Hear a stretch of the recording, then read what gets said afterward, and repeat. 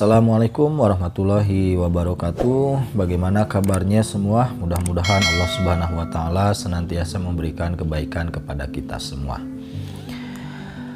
Baiklah, kita masih melanjutkan di bab ke-8 di mata pelajaran usul fikih ini mengenai istihsan.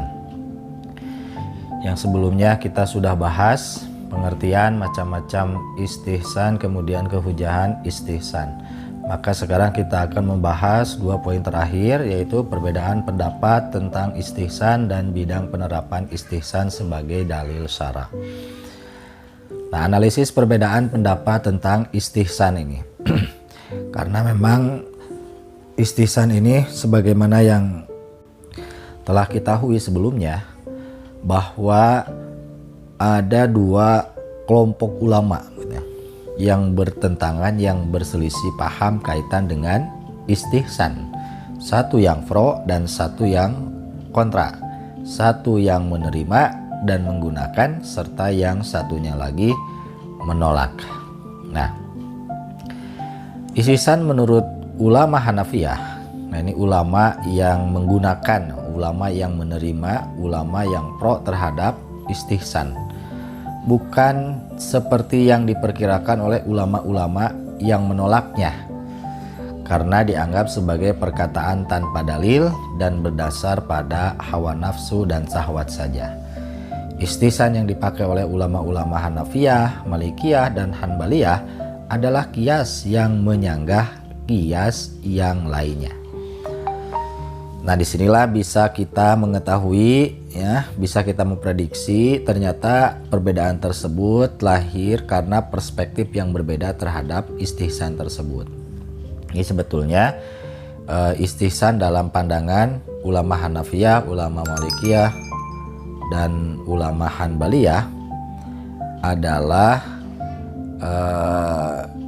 kias gitu ya, yang menyanggah kias yang lainnya atau mentarjih di antara dua kias mana yang lebih kuat begitu.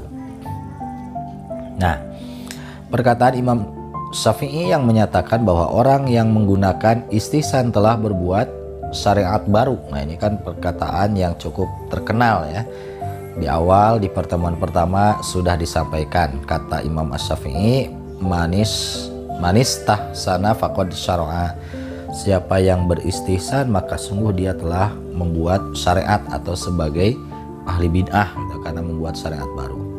Nah, hal tersebut ini mengandung makna bahwa barang siapa menggunakan istihsan dengan mengikuti hawa nafsunya sendiri. Nah, catatannya ini ya, mengikuti hawa nafsu. Nah, sementara sebelumnya Imam Hanafiyah, Imam Hanafi, Imam Maliki, dan Imam Hambali, beliau tidak menyandarkan hal itu kepada hawa nafsu begitu ya, tetapi bersandar kepada dalil begitu ya, tidak bersandar kepada hawa nafsu dan syahwat. Nah, maka menurut Imam Asy-Syafi'i, orang yang melakukan istihsan itu semata-mata berdasarkan hawa nafsunya sendiri, maka seakan-akan ia telah menjadi seorang nabi yang memiliki syariat. Nah, makanya disinilah yang menjadi persoalan, sampai terjadi persinggungan, perbedaan antara dua kelompok ulama ini ya. Jadi sejatinya berarti jika kita dapat menelaah dengan baik antara ulama Hanafiyah, ulama Malikiyah, dan Hanbaliyah dengan Imam Asy-Syafi'i, sebetulnya tidak ada persoalan terhadap istihsan ini. Begitu ya. Bahkan Imam Asy-Syafi'i sendiri pun menggunakan istihsan dalam hal-hal tertentu ketika suatu persoalan tidak ada dalam Al-Quran dan As-Sunnah secara zahir, maka beliau pun akhirnya menggunakan metode atau cara istihsan Hanya tentunya beliau tidak menamainya. Nah, beliau menamainya sebagai qiyas. Nah itu ya, mungkin bisa dipahami begitu. Nah berikutnya, nah ini ya, sebagai kesimpulan, istihsan yang ditolak oleh Imam Syafi'i adalah istihsan yang hanya berorientasi kepada sesuatu yang dianggap baik tanpa dilandasi nas atau dalil syariat. Jadi semata-mata hanya berdasarkan kepada anggapan baik gitu ya dalam menetapkan suatu hal itu. Nah, tetapi semata-mata hanya untuk memuaskan nafsu dan talazuz atau bersenang-senang gitu Imam Syafi'i.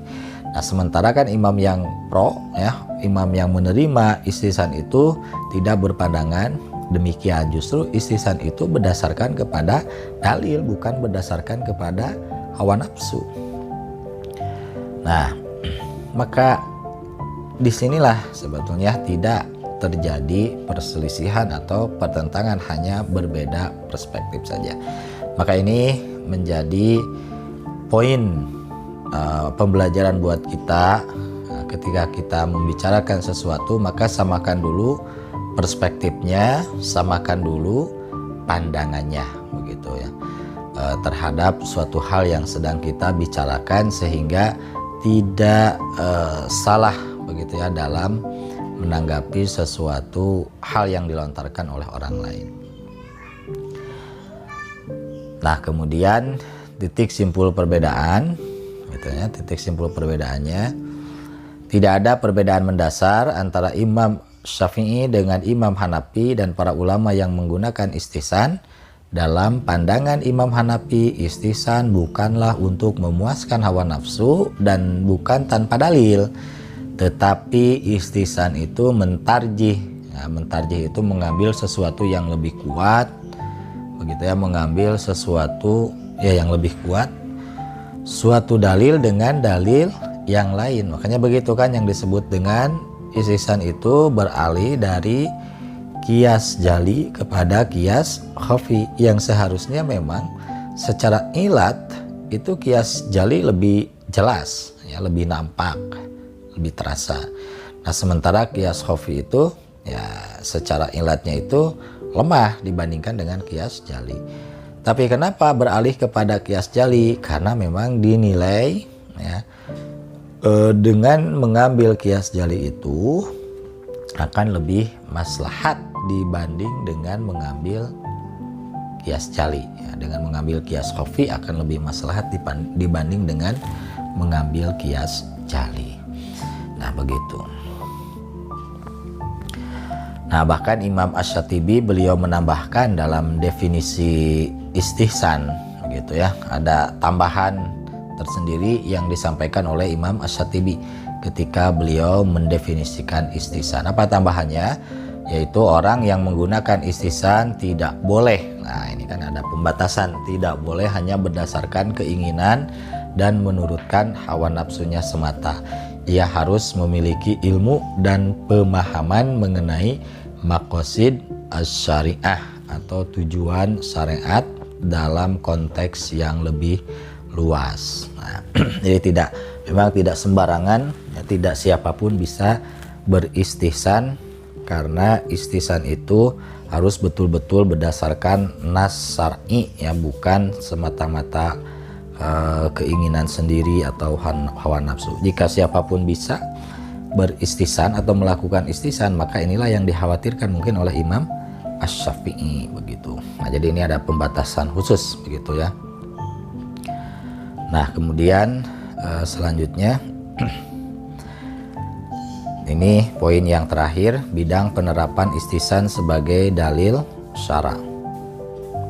Nah, pertama, ulama yang menggunakan istihsan secara mutlak. Nah, jadi ada ulama yang menggunakan istihsan itu secara mutlak begitu ya, dalam penerapannya, dalam penggunaan istihsan itu sebagai apa? Sebagai dalil syara'. Pokoknya dia mutlak. Maksudnya apa? Yaitu tanpa mempersoalkan apakah kemaslahatan yang terdapat di dalamnya merupakan maslahah daruriyah, ini maslahat yang primer, yang utama, yang pokok gitu ya. Nah, maslahah daruriyah atau maslahah primer itu, masalah itu kan artinya kemaslahatan begitu ya. Kemaslahatan, keberesan, kebaikan gitu. Artinya yang sesuatu yang positif. Daruriyah itu yang primer, seperti halnya menjaga, memelihara jiwa gitu ya, menjaga nyawa, memelihara jiwa. Nah, ini termasuk persoalan daruriyah ya, artinya primer yang pokok, seperti makan. Nah, kenapa makan? Ini untuk menjaga jiwa, karena kalau tidak makan maka bisa memungkinkan seseorang itu untuk meninggal. Nah, ini sifatnya primer, utama. Jadi makan itu maslahat yang primer gitu. Nah, kemudian yang keduanya maslahah hajiyah atau sekunder, ya ini maslahat yang mendukung begitu ya terhadap terwujudnya daruriyah. Misalkan makan itu sifatnya primer dan mengadakan beras bahan makanan itu merupakan maslahah hajiyah. Jadi harus ada orang yang menyediakan beras, itu maslahat ya, maslahatnya maslahat hajiyah karena akan mendukung apa, yaitu maslahat daruriyah tadi, memelihara jiwa, memelihara nyawa. Atau hanya berupa kemaslahatan tahsiniyah atau tersier. Jadi maslahah tahsiniyah ini pelengkap ya, sebagai pelengkap, tanpa ada tahsiniyah pun hanya dua hal, daruriyah dan hajiyah, itu sudah dirasa cukup. Nah, tetapi akan lebih indah lagi dengan maslahah tahsiniyah ya, seperti halnya tadi makan, nah, ini daruriyah kan, hajiyahnya mengadakan beras, tahsiniyahnya apa, ada beras Cianjur gitu, ada beras yang lainnya, bahkan ada beras raskin. Nah, sebetulnya itu tahsiniyah karena semuanya sama-sama beras, hanya akan berbeda ketika orang memakan beras Cianjur, orang akan berbeda ketika makan beras raskin begitu ya. Nah, karena ini apanya, pelengkapnya begitu. Nah, yang termasuk dalam kelompok ulama ini adalah ulama-ulama Hanafiyah, Malikiyah, dan sebagian Hanabilah begitu. Jadi artinya istighsan ini diterapkan secara mutlak dalam persoalan kemaslahatan, tidak melihat kepada apakah itu daruriyahnya, hadiahnya, tahsiniyah, pokoknya maslahat dalam hal tersebut begitu ya, secara mutlak maka terapkanlah istihsan. Nah, sementara yang keduanya adalah kelompok ulama yang membedakan maslahat.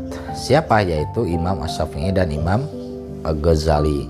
Nah, meskipun ada beberapa ulama Syafi'iyah yang tidak memilahkan maslahatnya, namun Imam Asy-Syafi'i dan Imam Al-Ghazali memilahkannya. Nah, menurut kedua imam tersebut, jika termasuk maslahat primer dan sekunder, maka boleh menggunakan atau boleh penggunaan istihsan sebagai dalil syara. Artinya kedua imam tersebut tidak menetapkan secara mutlak penggunaan istihsannya itu, melainkan terbatas hanya kepada kemaslahatan yang sifatnya daruriyah primer ya, atau hajiyah yaitu sekunder.